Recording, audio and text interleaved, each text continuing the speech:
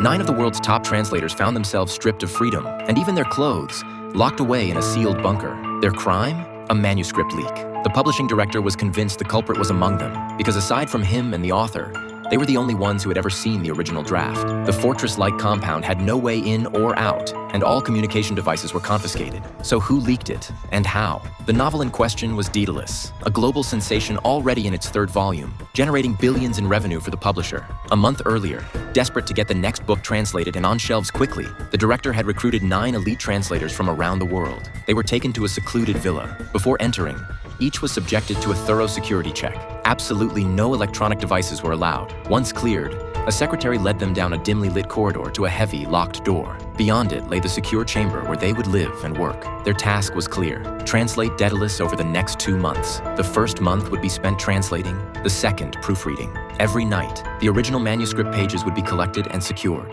Their meals and lodging were provided. Weekends were free, but their movements were strictly controlled. Confidentiality was non-negotiable. With that, the director slammed the door shut behind them. 2 months later, in what now felt more like a prison, the director sat fuming, glaring at someone across the table. No one except him and the author was supposed to have seen the original manuscript, yet somehow it had been leaked. He demanded to know how the person in front of him had managed to steal it. Back when the assignment began, the workload wasn't overwhelming, and the translators quickly grew close. After each day's session, they would share dinner and drinks, debating plot twists and speculating about the story's ending. All of them were fans. After all, the prequel alone had grossed over $1 billion worldwide. To be among the very first to read the sequel felt like a privilege beyond belief. In their conversations, one common wish kept surfacing. They wanted to read the entire novel straight through, and maybe even meet the author. They believed it would help them capture the tone and nuance of the story more accurately. But the director cared only about secrecy and profit, so such a request was out of the question. One translator, however, seemed to catch his eye. Lily not only worked with precision, but also bore a striking resemblance, in both looks and temperament,